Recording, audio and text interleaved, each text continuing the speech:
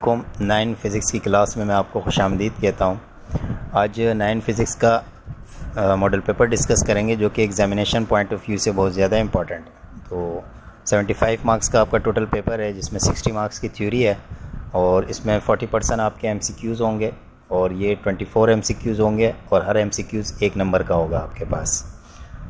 तो आप PDF download करके यहाँ पे क्लिक कर सकते हैं और यहाँ से आपको वो MCQs भी मिल जाएंगे और इनकी वीडियो एक्सप्लेनेशन भी मिल जाएगी। सेक्शन बी की तरफ आते हैं। सेक्शन बी के अंदर आपने कुल टोटल 8 क्वेश्चन करने हैं और आपको इसमें 12 क्वेश्चन दिए जाएंगे, 4 आपकी चॉइस होगी और हर एक क्वेश्चन 3 मार्क्स का है, तो 24 मार्क्स जो है आपके यहाँ से हो जाएंगे। चलिए फर्स्ट क्वेश्चन की तरफ आते हैं। फर्स्ट क्वेश्चन के अंदर आपने नाम बताने हैं रिन्यूएबल एनर्जी सोर्सेज के और नॉन रिन्यूएबल के। रिन्यूएबल एनर्जी सोर्सेज वो होती हैं जिन्हें बार बार इस्तेमाल किया जा सके और इसके बरक्स नॉन रिन्यूएबल वो होती हैं जो एक दफ़ा इस्तेमाल करने पर ख़त्म हो जाए। तो रिन्यूएबल एनर्जी के अंदर शमसी तवानाई है आपके पास, हवा की तवानाई है आपके पास, लहरों की तवानाई है और ज़मीन की हरारत की तवानाई है। और नॉन रिन्यूएबल के अंदर आपके पास कोयला है, पेट्रोल है, नेचुरल गैसेस वगैरह, ये नॉन रिन्यूएबल है। इस तरह क्वेश्चन नंबर 3 की तरफ आते हैं। इसके अंदर इसमें आपने एडवांटेजेस और डिसएडवांटेजेस बताने हैं फ्रैक्शन के। तो सबसे पहले फ़ायदे, जो फ्रैक्शन है वो हमारे को चलने में मदद देता है और ये हमें फिसलने से बचाता है और इसके अलावा नट बोल्ट्स जो आपस में होल्ड होते हैं, आपस में टाइट होते हैं, वो भी फ्रैक्शन की वजह से होता है।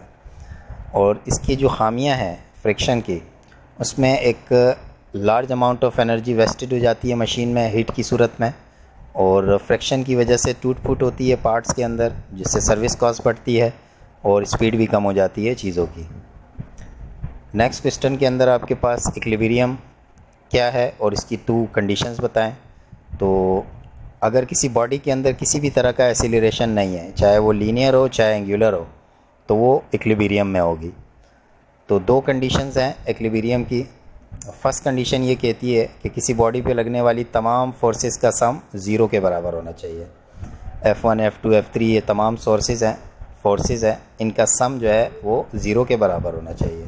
इसकी एक्सप्लेनेशन के अंदर फोर्सेस x एक्सिस में भी लग सकती है और y एक्सिस में भी। तो sum of all forces acting along x axis भी शुड भी 0 होना चाहिए और y एक्सिस भी वो भी 0 होना चाहिए।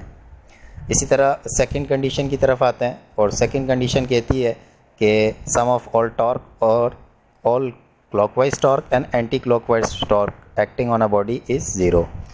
तो क्लॉकवाइज घड़ीवार और मुखालिफ घड़ीवार टॉर्क आपके पास 0 के बराबर आना चाहिए। तो ये टोटल टॉर्क है, इसका सम 0 के बराबर होना चाहिए। मेजरमेंट क्या है और ये बताएं कौन सा ज़्यादा एक्यूरेट है, वर्नियर कैलिपर या स्क्रू गेज और क्यों। तो मेजरमेंट तो डिटर्मिनेशन है किसी चीज़ की साइज़ या अददी कीमत का, बाय समथिंग बाय कंपेयरिंग, मवाजना करके with unknown quantity with some standard quantity. किसी स्टैंडर्ड क्वांटिटी से इस अननोन क्वांटिटी को मवाजना करने पर जब उसकी साइज़ या मैग्नीट्यूड निकाला जाता है, यही प्रोसेस मेजरमेंट का कहलाता है। और स्क्रू गेज जो है वो सबसे ज़्यादा एक्यूरेट है वर्नियर कैपिलर के मुकाबले में। क्यों? क्योंकि वर्नियर कैपिलर का जो लीस्ट काउंट है, जो कम से कम वो नाप सकता है, वो 0.1 mm है और इसके मुकाबले में ये थोड़ा ज़्यादा है, 0.01 mm है, इसलिए ये ज़्यादा प्रिसाइज है। Right 3 difference between mass and weight. Mass और वेट के 3 फ़र्क बताने हैं आपने। तो मास तो क्वांटिटी ऑफ मैटर है जो किसी बॉडी के अंदर मौजूद होती है और वेट तो आपके पास ग्रेविटेशनल फोर्स की मेजरमेंट है। और मास हमेशा कांस्टेंट रहता है और ये डिपेंड करती है वहाँ की ग्रेविटी पर। इसको केजी में नापते हैं और इसको न्यूटन में नापते हैं। इसी के साथ दूसरा आपके पास हीट और टेम्परेचर का डिफरेंस है। और हीट आपके पास सम ऑफ एनर्जीज है जो कि किसी बॉडी में मौजूद हो और ये फॉर्म ऑफ एनर्जी है जो कि हॉट से कोल्ड बॉडी की तरफ ट्रैवल करती है। इसकी ऐसा यूनिट कैलोरी है और इसको कैलोरी मीटर से नापा जाता है। इसके बरक्स एवरेज ऑफ एनर्जी आपके पास टेम्परेचर कहलाता है और ये डिग्री ऑफ हॉटनेस और कोल्डनेस है और इसकी यूनिट केल्विन है और इसको थर्मामीटर से नापा जाता है।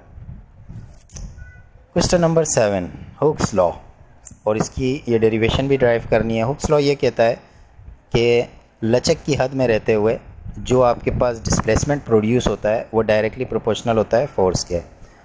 जैसे कि ये यहाँ पर कोई भी फोर्स नहीं लग रही तो कोई डिस्प्लेसमेंट प्रोड्यूस नहीं हो रहा, स्प्रिंग नीचे नहीं जा रहा। यहाँ एक फोर्स लगी है 1 न्यूटन की तो स्प्रिंग इतना नीचे चला गया, यहाँ 2 न्यूटन की लगी तो इतना चला गया। तो फोर्स जो है वो डायरेक्टली प्रोपोर्शनल हो गई डिस्प्लेसमेंट के, और फोर्स नीचे की तरफ है, डिस्प्लेसमेंट ऊपर की तरफ है, तो नेगेटिव साइन लगा देंगे। तो हमने डेरिवेशन की, तो F आपके पास अप्लाइड फोर्स है और X आपके पास डिस्प्लेसमेंट है। तो हुक्स लॉ ये कहता है कि F डायरेक्टली प्रोपोर्शनल है X के।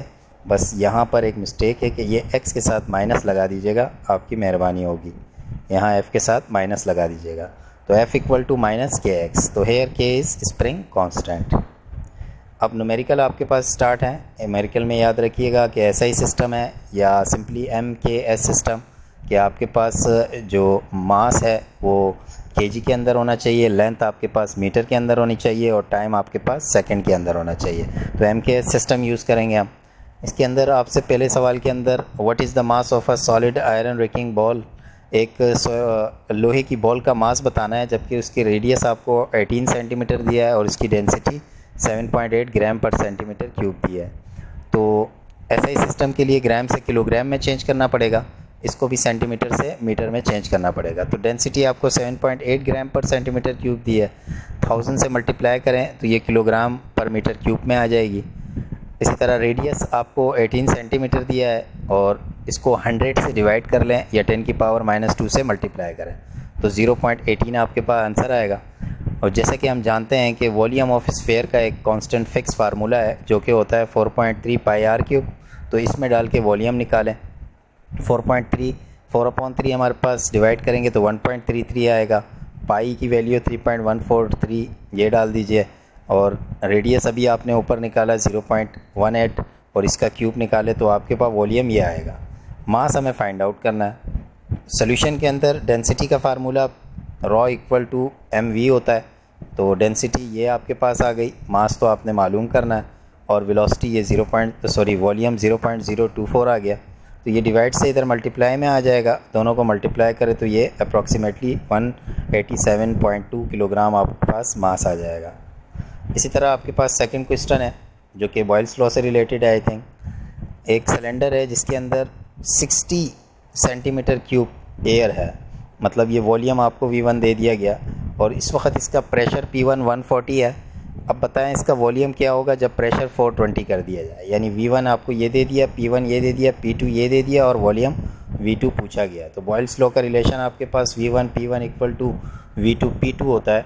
तमाम चीज़ें इसमें पुट कर दें, V1 भी पुट करें, P1 भी पुट करें और ये P2 भी पुट करें, इसको मल्टीप्लाई करें तो ये आंसर आएगा। ये मल्टीप्लाई से डिवाइड में हो जाएगा, दोनों को डिवाइड करेंगे तो V2 आपके पास 20 सेंटीमीटर क्यूब आ जाएगा।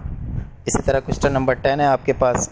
एक बॉल जिसका मास 400 ग्राम है और वो एक बॉल वो दीवार से टकराती है 4 मीटर पर सेकंड की वेलोसिटी से। तो बताएं कितनी काइनेटिक एनर्जी इसने दीवार पे लगाई। तो वो जैसे हमने MKS सिस्टम देखा कि MKS में किलोग्राम में करना है हमने, तो ग्राम को किलोग्राम में कन्वर्ट करने के लिए 1000 से डिवाइड कर दें और वेलोसिटी 4 मीटर पर सेकंड है। काइनेटिक एनर्जी का फार्मूला लगा दें, मास की जगह ये लगा दें, वॉल्यूम का स्क्वायर है तो 2 दफ़ा 4 लगा दिया, बाकी कैलकुलेटर पे छोड़ दें। 3.2 जूल आपके पास एनर्जी आंसर में आ जाएगी। नेक्स्ट वेक्टर से रिलेटेड है आपके पास। एक्स कंपोनेंट आपको दिया गया है 6 न्यूटन और वाई कंपोनेंट 8 न्यूटन, तो ये लिख दिया। और फाइंड करना है मैग्नीट्यूड और डायरेक्शन ऑफ एफ़। तो मैग्नीट्यूड ऑफ एफ़ और डायरेक्शन ऑफ एफ़, तो फार्मूला मैग्नीट्यूड का fx का स्क्वायर fy का स्क्वायर 36 + 64 100 स्क्वायर रूट निकाल लें तो 10 न्यूटन आपके पास मैग्नीट्यूड आ गया। और डायरेक्शन का formula tan inverse fy over fx, दोनों डालें पुट करें 1.33 आएगा। तो यहाँ तक भी डायरेक्शन सही है। और अगर साइंटिफिक अलाउ हो जाए तो साइंटिफिक से tan इनवर्स निकाल लीजिएगा, 53.13 डिग्री आपके पास डायरेक्शन आ जाएगी। इसके बाद आपके पास हीट कैपेसिटी से रिलेटेड न्यूमेरिकल है जिसके अंदर 2 kg मास दिया हुआ है और 2050 जूल आपके पास हीट दी गई है और टेम्परेचर 10 सेंटीग्रेड दिया गया है और हीट कैपेसिटी आपने फाइंड आउट करनी है। तो मास ये आ गया, टेम्परेचर ये आ गया, हीट ये आ गई, heat capacity C find out करनी है। फार्मूला ये रहा, Q भी पुट कर दें, नीचे मास और टेम्परेचर भी पुट कर दें, डिवाइड करें तो 102.5 किलो जूल पर सेंटीग्रेड। तो ये जूल आ जाएगा और ये किलो पर सेंटीग्रेड आपके पास इसका आंसर आएगा यूनिट के साथ। Question number 13, a boy digging a hole with a patch of edge 0.3 centimetre square. एक छन्नी के साथ एक लड़का एक सुराख खोद रहा है ज़मीन पर जिसका एरिया 0.3 सेंटीमीटर स्क्वायर है। इसका मतलब मीटर स्क्वायर में कन्वर्ट करना पड़ेगा। एरिया दिया है और फोर्स लगा रहा है 1000 न्यूटन। तो बताएं उस छन्नी पर कितना प्रेशर होगा।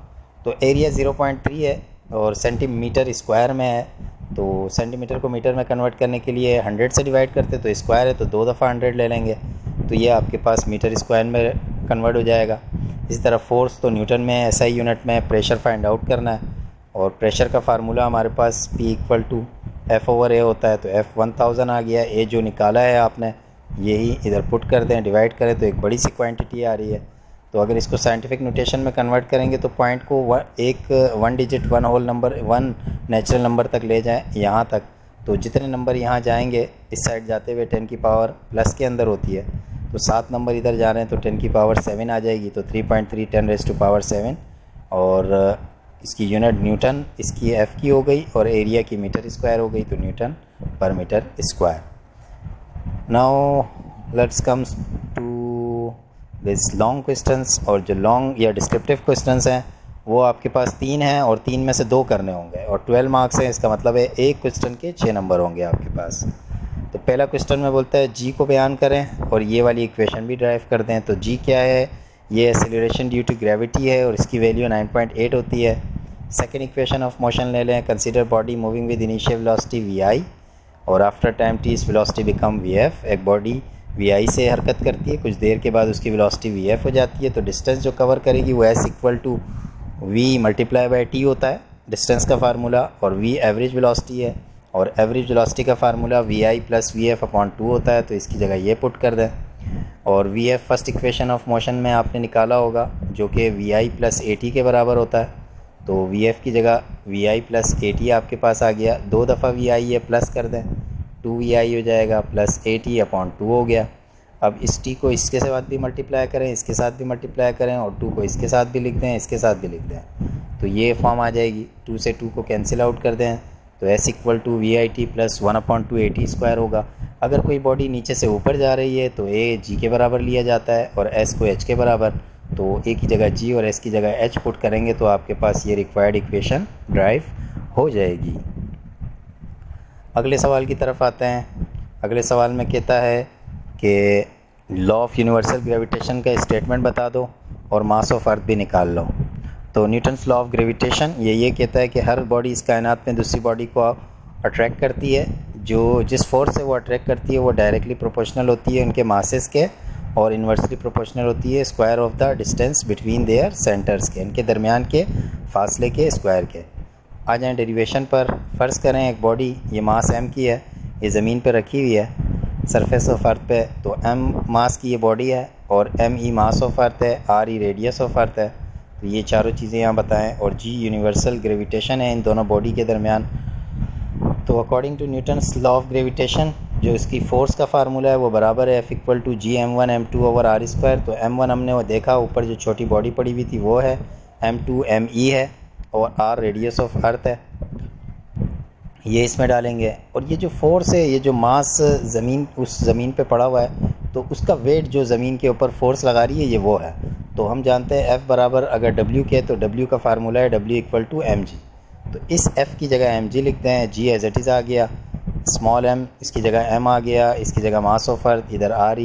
इस m से इस m को कैंसिल आउट करें तो आपके पास बच गया g, ये g बचेगा मतलब ये m से ये m कैंसिल आउट होगा, बाकी ये g कैपिटल G me/r²। आपको ये चाहिए तो इधर से इसको वहाँ ले जाएं, ये मल्टीप्लाई में चले जाएगा और ये वाला डिवाइड में आ जाएगा। तो इनकी शक्लें कुछ इस तरह की हो जाएंगी। अब ये स्मॉल g 9.8 है, ये रेडियस ऑफ अर्थ भी कांस्टेंट है, कैपिटल G भी कांस्टेंट है, इसमें पुट कर दें। ये पूरी इसकी वैल्यूज़ हैं, ये सारा इसमें पुट करें तो मास ऑफ अर्थ आपके पास 6.0 10⁻24 आ जाएगा। लास्ट क्वेश्चन है आपके पास। लास्ट क्वेश्चन के अंदर आपने पहले तो ये बताना है कोफिशिएंट ऑफ लीनियर एक्सपेंशन होता क्या है और फिर ये अल्फ़ा = 1/3 बीटा भी प्रूफ करनी है। तो कोफिशिएंट ऑफ लीनियर एक्सपेंशन क्या है, पहले उसका हमने फार्मूला लिख दिया। तो ये change in length per unit length पर डिग्री राइज इन टेम्परेचर है। तो फार्मूले को देखते हुए ये इसकी डेफिनेशन लिख दें। अब इसकी डेरिवेशन की तरफ आ जाए और डेरिवेशन में कंसीडर करें एक बॉडी, इसका इनिशियल वॉल्यूम V1 और इनिशियल टेम्परेचर T1 है, और जब आपने हीट दी तो टेम्परेचर T2 हो गया, वॉल्यूम V2 हो गया, जैसे कि यहाँ दिख रहा है। तो जैसे कि हम जानते हैं कि वॉल्यूम का formula length into breadth into height होता है, और लीनियर थर्मल एक्सपेंशन में आपने चेंज इन वॉल्यूम की, फाइनल वॉल्यूम की डेरिवेशन ड्राइव की होगी, जो कि ख़त्म हुई होगी यहाँ पर L2 equal to L1 1 plus alpha delta T। तो ये लेंथ के लिए है, इसी की जगह B लिख दें तो ये ब्रेथ के लिए हो जाएगा, और H लिख दें तो ये हाइट के लिए हो जाएगा। और वॉल्यूम तब आएगा जब इनको मल्टीप्लाई करें, जैसे कि यहाँ दिखा हुआ है length into breadth into height. तो ये L2 B2 H2 ये वाला इधर आ जाएगा, ये L1 B1 H1 ये यहाँ आ जाएगा, और ये तीनों सेम है तो इनकी पावर ऐड होके इधर ऊपर क्यूब आ जाएगा। और जैसा कि हमने देखा V बराबर L into B L2 H है, तो ये तो L2 B2 H2 है तो ये V2 के बराबर होगा, और ये L1 B1 H1 है तो ये V1 के बराबर होगा, और ये वाला एज इट इज़ लिख दिया।